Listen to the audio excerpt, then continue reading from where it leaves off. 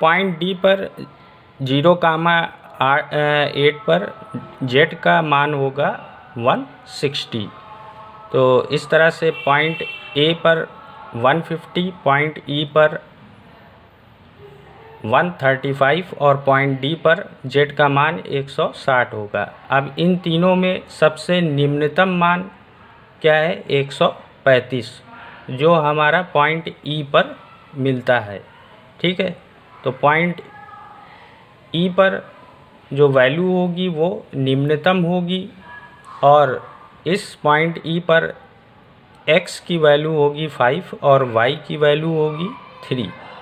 चूँकि ये वैल्यू निम्नतम हो भी सकती है और नहीं भी हो सकती, क्योंकि जो हमें क्षेत्र प्राप्त हुआ है या जो रीजन मिला है, फिजिबल रीजन, वो अनबाउंडेड है।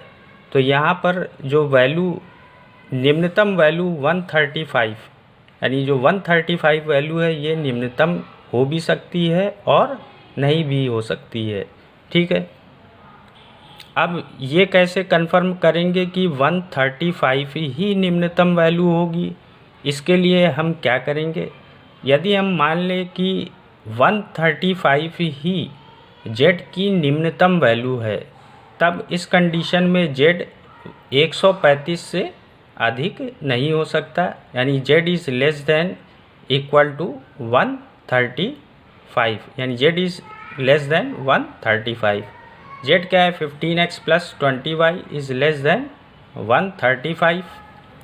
यहाँ पर अगर 5 से दोनों साइड डिवाइड कर दें तो 3x plus 4y is less then 27, ये असमीका बन जाती है।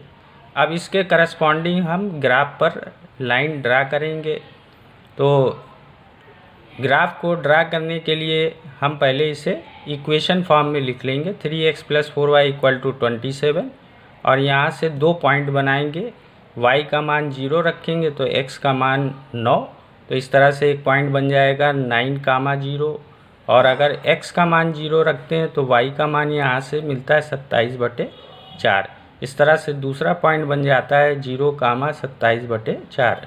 दोनों पॉइंट को ग्राफ पर लेते हुए हम लाइन ड्रा करेंगे, यानी ये 0,9,0 और ये 27,0। ठीक है, तो यहाँ से ये जो डॉटेड लाइन आप देख रहे हैं, ठीक है, ये 3x plus 4y equal to 27 के करस्पॉन्डिंग लाइन है। ठीक, अब हम ये देख रहे हैं कि ये लाइन फिजिबल रीजन में लाई नहीं करती है, या ये लाइन फिजिबल रीजन के साथ कहीं इंटरसेक्ट नहीं करती है। ठीक है, तो अगर ऐसी कंडीशन बनती है तो हमारा जो प्राप्त न्यूनतम मान है वही मान क्या होगा? न्यूनतम होगा। ठीक है, यानी हमने इसको चेक कर लिया, क्या जो हमने न्यूनतम मान निकाला है वो संभव है या नहीं है। ठीक है, तो ये कंफर्मेशन प्राप्त करने के लिए ही हमने ये प्रोसेस की, और हमने देखा कि ये जो लाइन है, डॉटेड लाइन, वो कहीं पर भी संगत क्षेत्र या फिजिबल रीजन के साथ इंटरसेक्ट नहीं करती है। तो इससे ये कंफर्म हो जाता है कि जो हमारा प्राप्त न्यूनतम मान है वो सही है। ठीक है, तो z की जो मिनिमम वैल्यू होगी वो 135 और इस के करस्पॉन्डिंग x की वैल्यू होगी 5 और y की वैल्यू होगी 3। तो ये हमारा सॉल्यूशन निकल आता है। ठीक है,